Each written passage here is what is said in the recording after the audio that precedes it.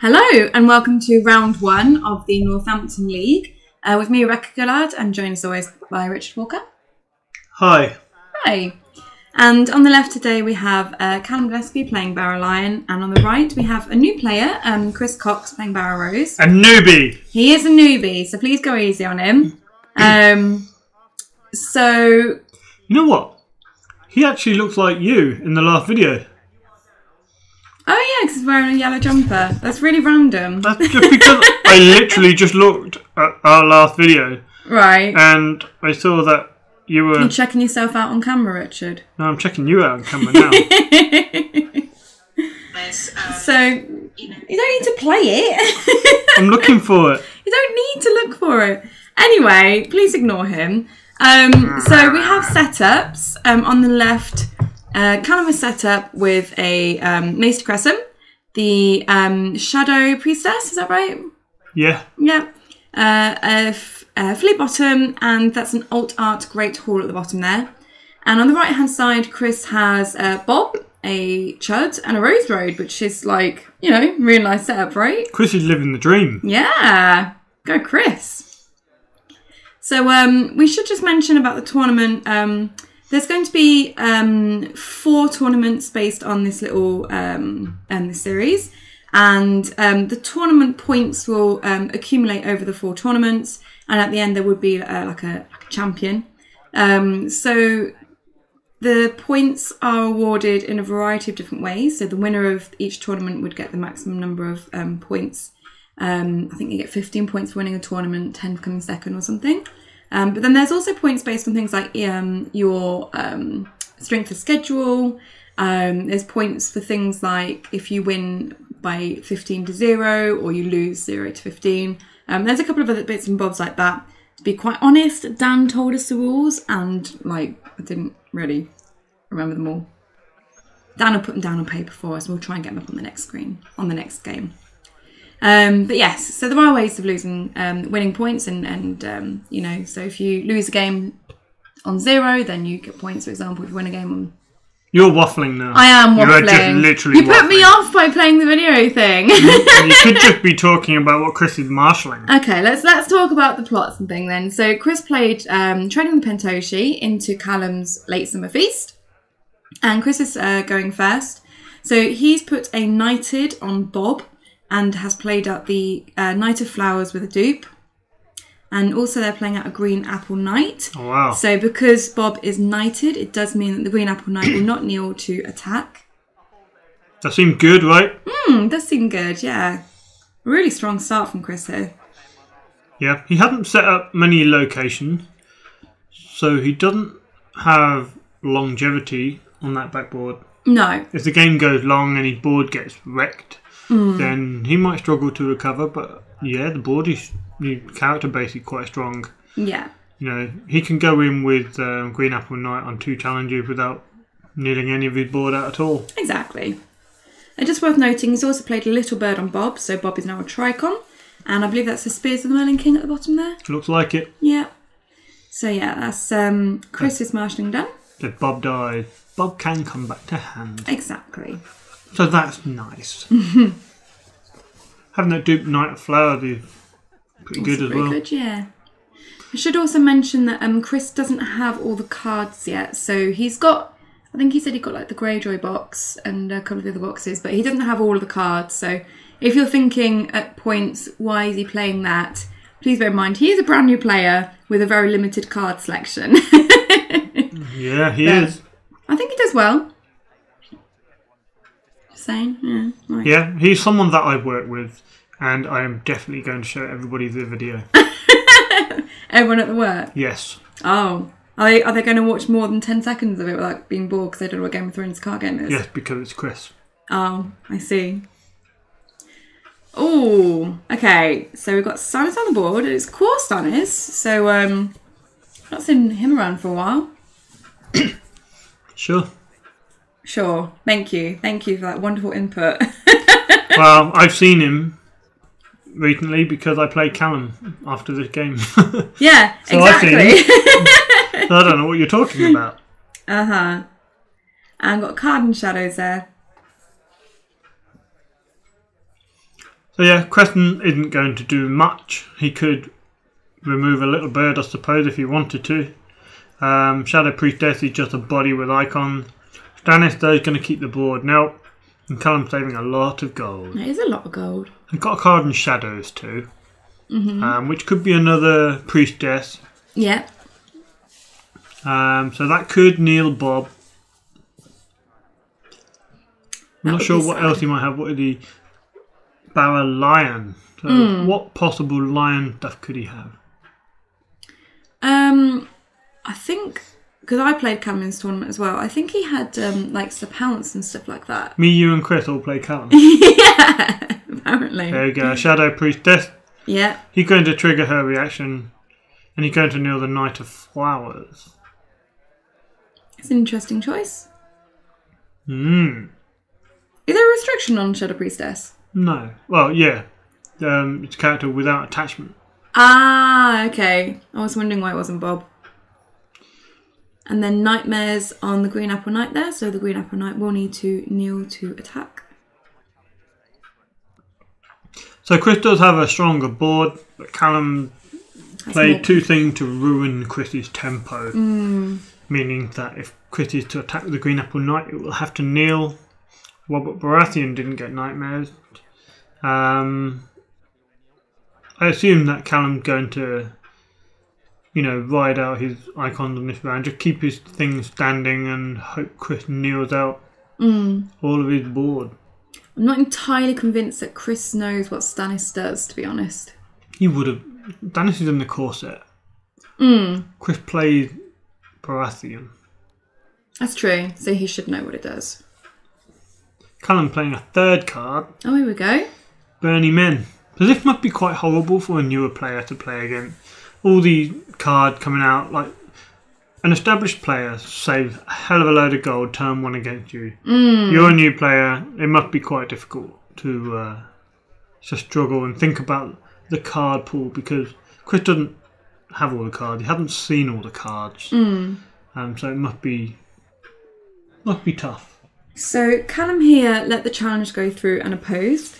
So although Callum's been very, very good in this game, and he does talk Chris through like actions and all that kind of thing, Callum's been quite clever here in letting the military go through unopposed, because it means that he's now going to have something to come back and take. So Callum there doing an intrigue challenge. So Chris seems to be debating whether or not to actually defend it. Might be has something good in hand. Might be. So, do you think Chris should have used Robert offensively to get the renown and the intimidate? Probably, yeah. So, this is something for Chris to look back at, and hopefully this can be a good learning video for Chris and for newer players as well. So, as I say, Bob does have intimidate. So what he could have done a military challenge with Robert, which would have been for 7 strength, and that way he would either have won it unopposed, in which he could kneel Stannis, which means he wouldn't get a military challenge coming back necessarily, that he couldn't defend.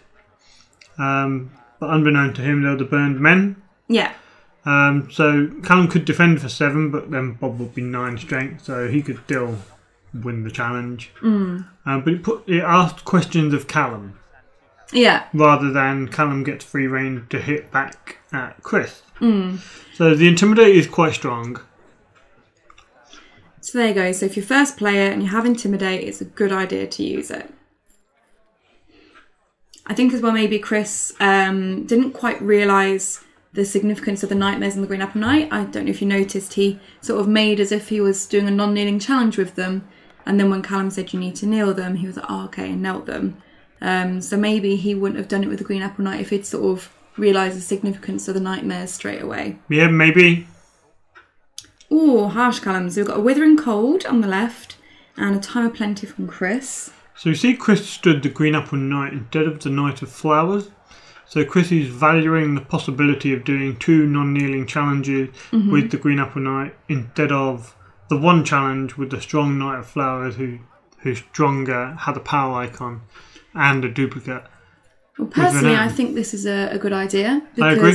you know, you can do, as you say, 2 non-kneeling challenges with Green Apple Knight. And it looks even better with the Withering Cold. Yes. And that does mean that, you know, if it wasn't for the Withering Cold, he would have then been able to stand extra characters and have more people standing going into the next round. Unfortunately, with the Withering Cold, that's not going to happen. But, you know, the idea would have been there, right? So Night Flower is not going to stand until the end of turn 3. Yeah. Long time not being able to use him. Yeah, I mean, 3 rounds. You paid 5 for the Night Flower, and you've got no use of him for 3 rounds. So that's not great tempo. It's not very good to further your agenda in the game. But good control on Callum's side. Okay, so Chris here is milking Crescent to play... Oh, what's that one? Strangler? The Strangler. On Stannis. That's an interesting card. Again, I don't think I've seen that for a while. So this reduces For a while? You've probably never seen it in competitive tournaments. I think I might have seen it once. It was probably someone like Gabby who played it, quite honestly. Gabby or George or someone like that. Wow. They like their janky decks. So the Strangler is the one that reduces the strength to 1, but that's just in challenges, right? What they're in a challenge, their strength is set to 1. Yeah. Does that mean it can't be adjusted at all? Correct. So it's good that Chris showed the initiative to milk Crescent first, to stop Crescent from getting rid of any other attachments that Chris might have. Or indeed the Strangler. Assuming it's a condition. Yeah, I was trying to remember if it was a condition or not. I have no idea. Let me just search my memory. Your memory on your phone. Shush.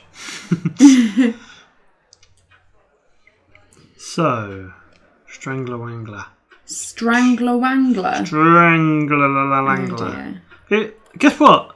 It's condition. Oh, there you go. And poison. So yeah, Chris definitely there showing some insight into what he needed to do. So he learned something there. Despite being a new player, he's obviously learned to milk Crescent before attaching condition to other characters. So that's good. Callum has Shay, who is quite potent during the Withering Cold. Yeah. We already know that Callum runs Sir Pounce, which is also good during the Withering Cold because your intrigue character won't kneel.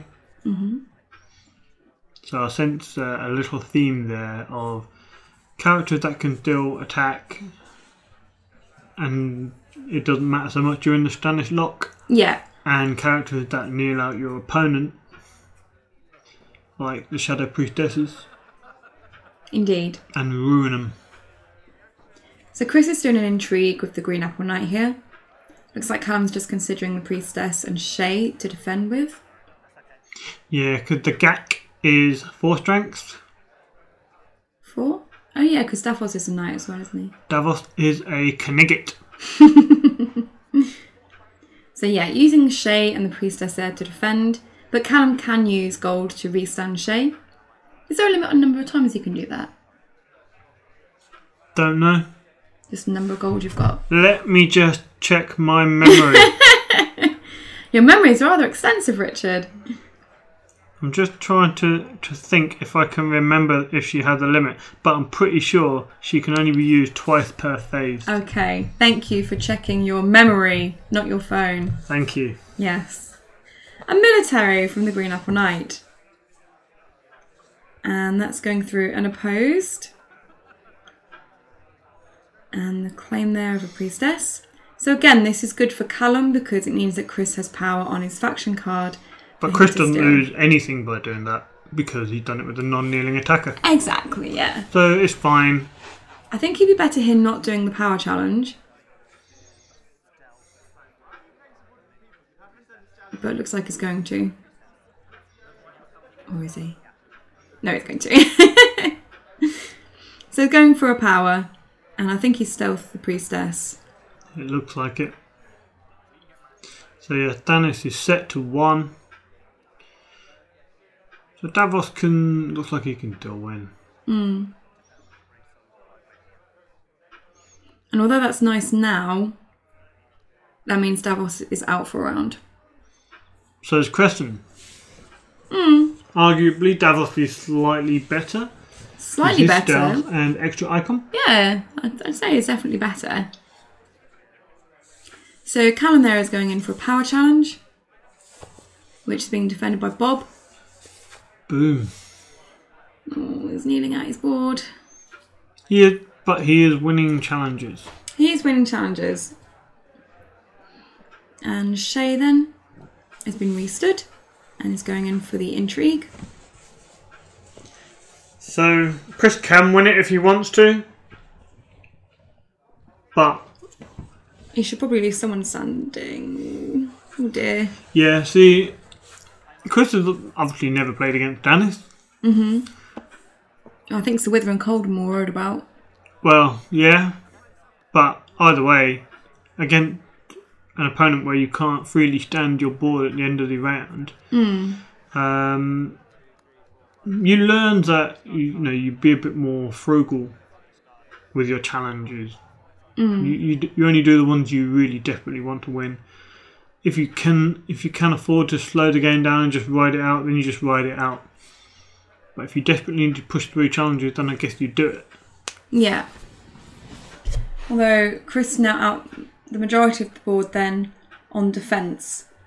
So I don't know. I think he would have been better leaving the Green Apple Knight at the very least stood. Sure. I remember back in the day, this is a really hard game to learn and be good at. Exactly, really hard game to be good at.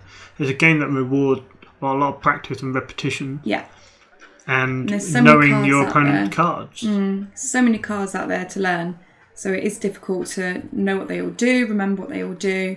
Even with the Wither and Cold being out on the board, it's easy to forget plots sometimes. Like, there'll be people that have Breaking Ties out, and you might just sort of forget, like, mid-game if you're really into what you're doing, and then suddenly it's like, oh crap, I've got their Breaking Ties, and you lose a character, whatever. I was saying that, I've not seen Breaking Ties for a while either. That's because restricted list. Yeah. Oh, Shireen. Shireen, indeed. The Callum explaining what Shireen does, and she's annoying. She is extremely annoying. Oh, what's that on her? It's a pounce, maybe? Maybe it's a pounce. Could be the combo. Combo. You're right there, love. You're having a fun time singing little ditties to yourself. Little what's myself? Ditties. Ditties? Ditty. You never heard the word ditty? I have, but I'm pretty sure that's what my mum used to refer to, like, as a little girl, your little girl's parts. What? What the hell? Is it not? I'm looking at Google. Ditty, noun, a short, simple song. I'm sure that's what my mum used to refer to him as. Little girl parts, right? You're so red right now. I'm feeling a bit flustered. I can feel the heat coming off you in embarrassment, and I'm not going to drop this. Right. Would you like to tell us what's happening on the board, Rebecca? I don't even know what's going on. Well, thinking of your little ditty. I think you should take over for a bit. None of us can understand you. You're talking through your dressing gown that you're hiding in. Please talk. So, moving on.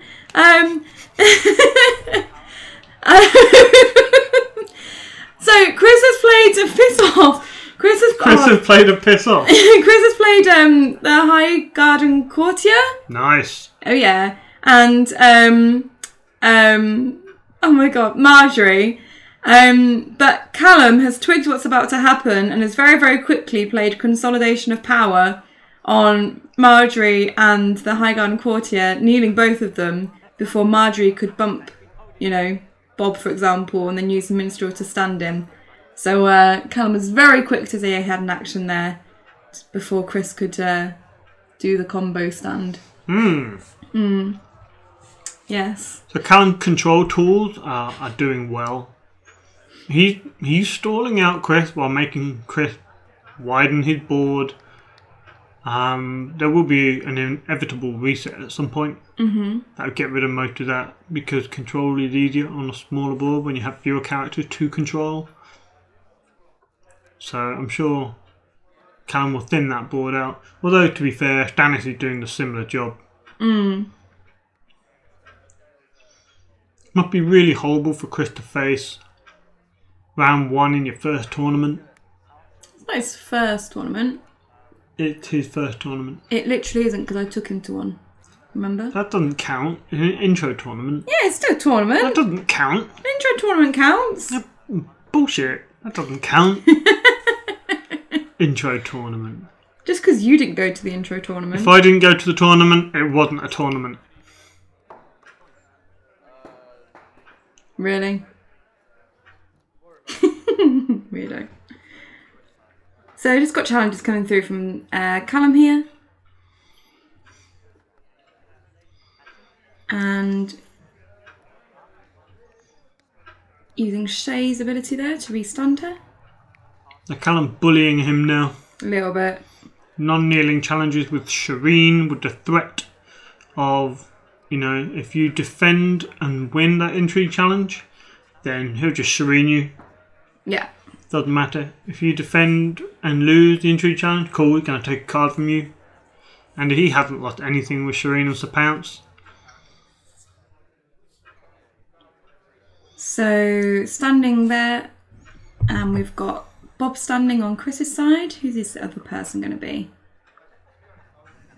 Going to be Green Apple Knight. Poor Knight of Flowers. He's double duped and just sort of sitting there. Well, kneeling there. Just doing soddle. If Callum played Valar the High-Risk, then he's going to go, right? Yeah. So there is an argument for, if you know the card pool and you know what reset people might run. So you've got Valar the High-Risk, Valar Morghulis, the First Snow of Winter, and Wildfire Assault, along with Varys, who, you know, we're talking about plot-based resets here. Then you might not double dupe the Knight of Flowers. You might just dupe him once, keep the other one in hand, just in case there is a reset in the form of the High-Risk, and then you can play out the other copy. Storm of Swords. That's not bad at this stage. Callum only has 1 strength in military on the board. That's true. And Chris currently has a non-kneeling Gak. But it is against the Grand Melee, which means that Chris would need to put in 2 characters to be able to pull the military challenge off. Control. So Storm of Swords is where you can do 2 military challenges, right? Correct. Yeah, so that's... Unless Chris can get another military icon on the board, that's not going to happen. Well, the ideal scenario is to get another Green Apple Knight. Because neither of them would kneel. That'd be lovely. Okay, so we don't have another military icon, unfortunately. We've got Eleanor Tyrell and the Chud. Chris has gone all out on the board. Yeah. So I don't think Chris is running a reset.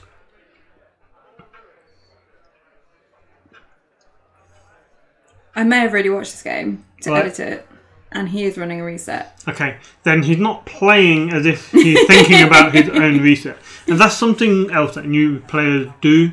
They haven't quite yet gained the ability to play a few rounds ahead in their mind. So once you become familiar with the game, familiar with the card that you might come against, you start thinking a couple of rounds ahead. You know, I have, for example, Wildfire Assault.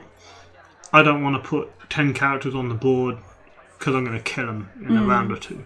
So you play a bit more conservatively. You put things on the backboard, for example, like location, so you don't overextend into your own reset, let alone your opponent's reset. Yeah, I think the problem here for Chris is, even though he might be aware of stuff like that, at the end of the day, his board is just continually knelt out. So he's probably feeling the need to play out characters, so he's at least able to do something, so he can do challenges. Yeah. So yeah, to face a Neil deck as a new player must be quite frustrating. Yeah. But hopefully it's a learning curve. Yeah.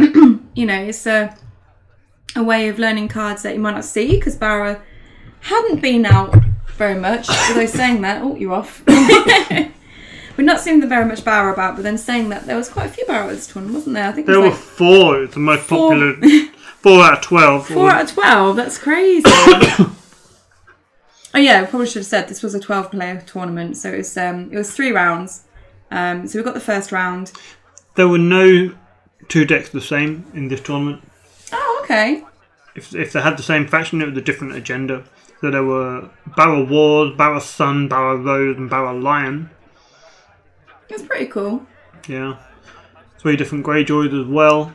Mm-hmm. I think there was a Greyjoy Dragon, Greyjoy Ward, and Greyjoy Crossing. So there were quite a few factions there. Was everything represented? No one played Tyrell. Oh, really? Tyrell's boring. Although, we got a Bara Rose. Yeah, I know Chris does like Tyrell. Yeah, he does actually. I think that's what his first intro deck was. Was it? I think so, but don't quote me on it. I've seen what we had. If you click statistics at the top. Oh, are you showing? Here we go. Yeah, so 4 Baratheon, 3 Greyjoy, 2 Targ, 1 Night's Watch, 1 Stark, 1 Lanny. No Martell. Hashtag fuck Martell. No Martell. And no Tyrell, apart from 1 Tyrell banner. That was interesting. Yeah, and loads of different agendas. You even got an alliance deck. Yeah, I know. Crazy. You may or may not see that in the next video, the final. Yeah, I'm really sorry I lost round 2 because I'm rubbish. We're not doing very well at these tournaments, are we? The last tournament we did, we only got 2 rounds before Bad Light ended play. Well, that wasn't our fault. It never is our fault, dear. But round 2 was my fault. I forgot to change the battery. She fucked up. Sorry. She made an error. I've not recorded a tournament for a while.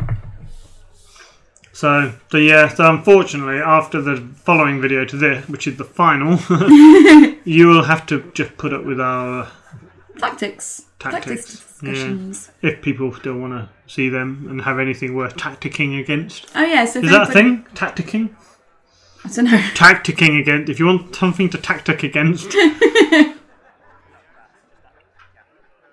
But yeah, if anyone has any decks they would like us to try and build a counter for, or if anybody wants us to try out a deck on, on screen, just what's the problem at the moment? We don't know. There are no tournaments. I think it has something to do with the fact that none of the kits have been sent out, right? In the UK, we certainly haven't got store champ kits, which were supposed to begin December and end in February. We still don't have the kits, and it's nearly February. Yeah.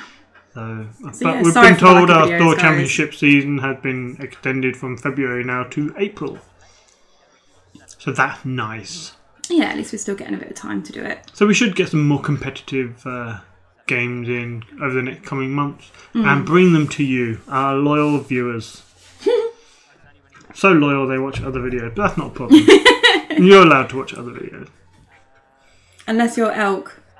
Elk's not allowed to. Okay. Oh, yeah. Elk's exclusively ours. Hi, Elk. Well, that's what you think. Could be cheating on us. You wouldn't dare. Watching Rob St. John covertly. Well, to be fair, he does do very good videos. He does. Not many Thrones ones at the moment. But if you like Gloomhaven. Gloomhaven's awesome. It is. Oh my god, it's the Night of Flowers. Oh my god, is he going to get used next turn? Dun dun dun. So Chris was more conservative with his play in this round. He was indeed. And that enabled him to stand more of his board. This could be a good time for Callum to do a reset. Considering the low strength on Callum's board, Valardi? Valardi. Or low printed cost, should I say. That makes more sense. Yeah. Yeah, just thinking what kind of reset Callum would have. I don't think he'd play Valorem. Valardi, as most of his board seems quite low cost, seems more likely. Wildfire, possibly, because he doesn't have that many characters out. But he's going to go for Valardi, and Chris has played his reset, which is a Wildfire.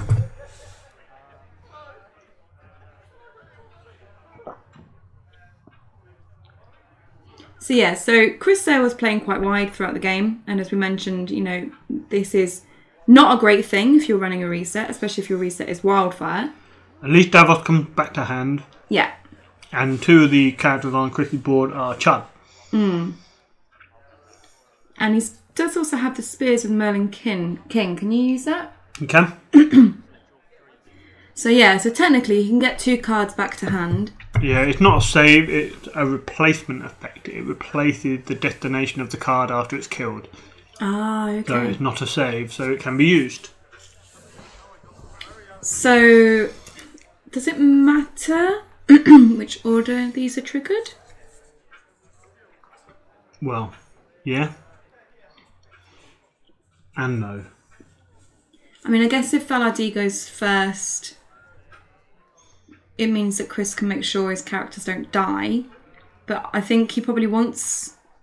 It probably wants them to die, right? He'd want Davos to die. And he'd want one other one to die to spears it. Although I think he's forgotten about his spears. So he's brought Davos back to hand and saved the Green Apple Knight, Knight of Flowers, and Bob. Away goes Stan. So the Strangler Terminal. I think it is, isn't it? Because otherwise that would be disgusting with Grey Wind. That would be amazing. Please tell me it isn't Terminal, because we have just got a new deck. It is Terminal. Boo. And then Knight of Flowers, they're going for the Valar Dohaelis. So I don't know if it would have been worth Chris maybe keeping Marjorie or someone small on the board. Yeah, that's, well, yeah, because he knows that he's not going to see Knight of Flowers again because he played all 3 copies on the board. So that's a good example where it might have been good to keep the 3rd copy in hand. Yeah. So then you could play it out if you had the economy. What he could have done is, instead of saving Knight of Flowers, he could have saved Marjorie. Yeah. And then he could have brought the Knight of Flowers back to hand using Spears. Ooh. To replay him. Chris does now say to Callum, do you mind if I use my Spears? What does Callum say? Callum says it's okay. Callum's being nice. Because Callum's in the lead, so I don't think he's too worried now. You're probably like, you do you, Chris. You do you. You do you. I won't make sure they mention it on the video. I won't speak to Rebecca and make sure she points it out. He didn't. But you have to point it out in case the viewers didn't realise what was going on. Ah, okay. Hey! Gat, gat, gat. Oh, wow. That's alright.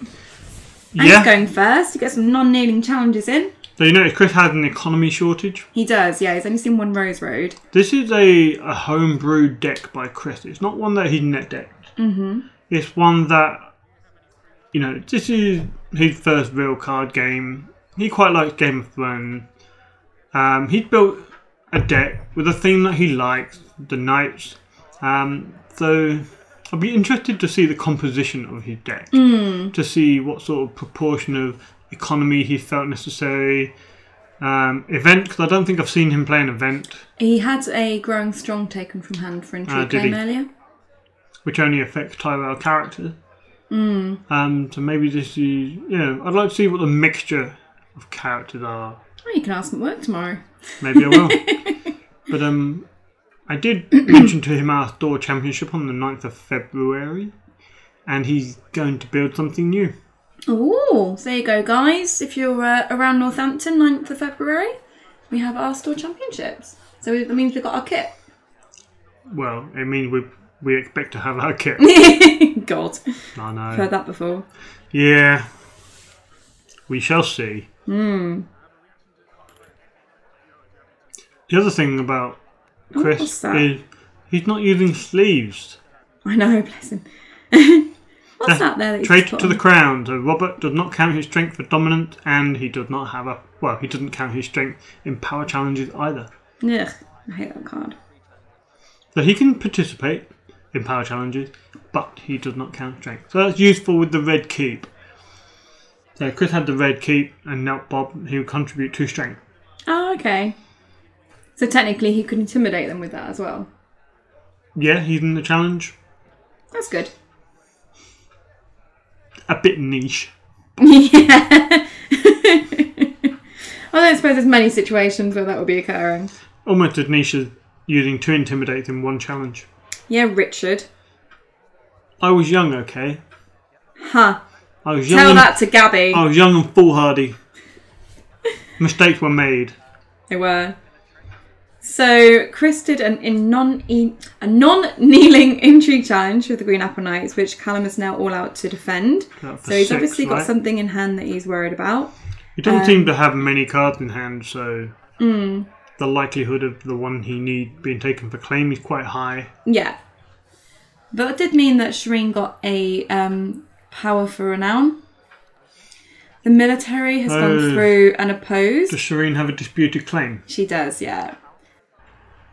So just like before, Callum let that military go through and oppose because it means that Chris now has power on his faction card for Callum to steal.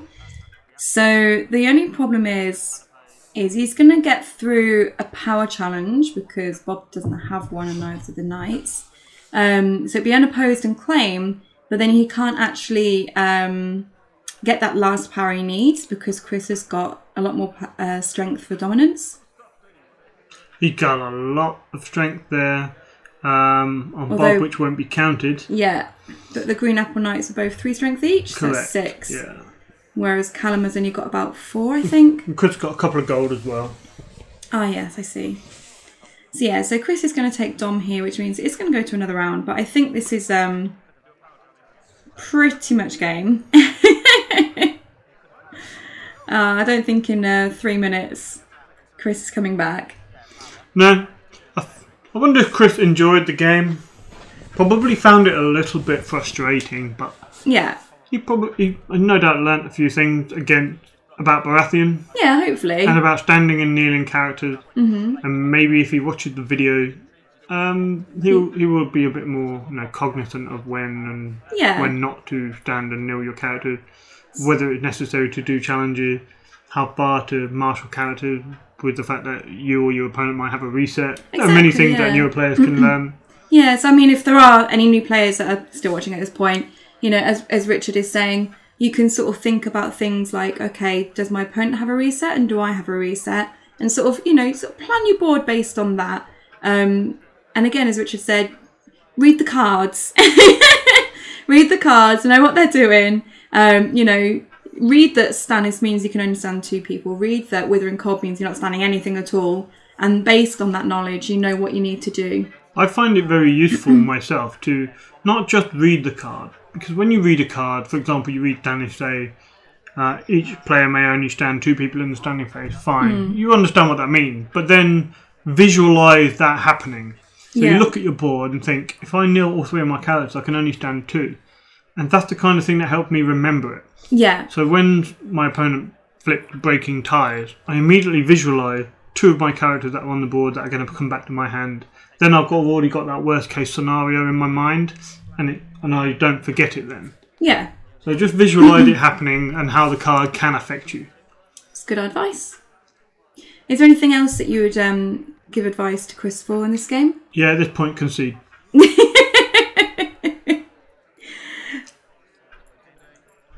Okay.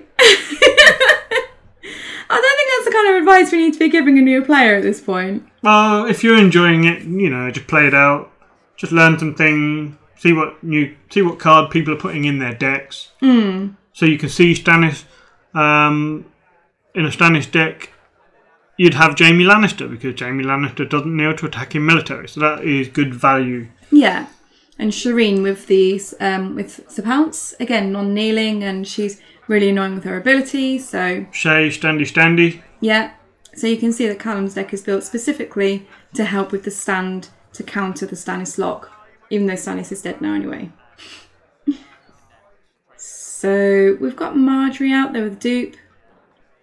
Yeah, she got hit with the Valar Dohaeris. But she's back. No, she got wildfired, but Chris brought her back to hand with the spears. You're right. The belated spears. I lied, guys. You were mistaken. Sounds no, I nicer lied. than you lied. I lied deliberately. I would never make a mistake. Don't you know who I am? You're a dork, I know that much. I'm a dork. Well. Okay. Well, the game's over, so. Yeah. So Chris just finishing off his marshalling, and then unless he puts out a really big power icon, Callum just does a big power challenge for the win, right? Could do. Will do. Yeah. Oh, a Mel, okay. That could help. Yeah, see, another thing, so reading the board, he needed near the power icon. Yeah. Jamie can't get through a challenge through Bob. But everyone else can. Yeah. So, Callum, as we predicted, just doing this big power challenge. Chris can't defend it. And that's Callum's win on the game. So if you enjoy our channel and you'd like to support us, you can do so at patreon.com/The White Walkers. And we will be back with the final in the next video. Okay. And thanks always to all our patrons. And Callum's just being mean. His nightmares in Marjorie. And removing Mel from the challenge with Shireen. Callum, stop torturing the poor boy. Ah, there we go. So yeah, Callum's win. So thanks everyone for watching. We'll see you for the final in the next video. Bye. Bye.